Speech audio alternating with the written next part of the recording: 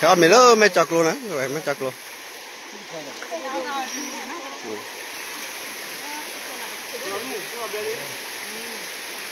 Và mày cả đi hạt gì vậy?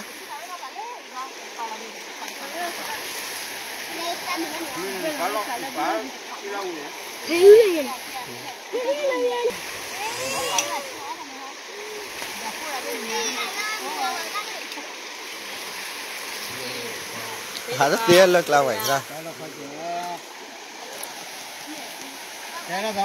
Xe bao giờ?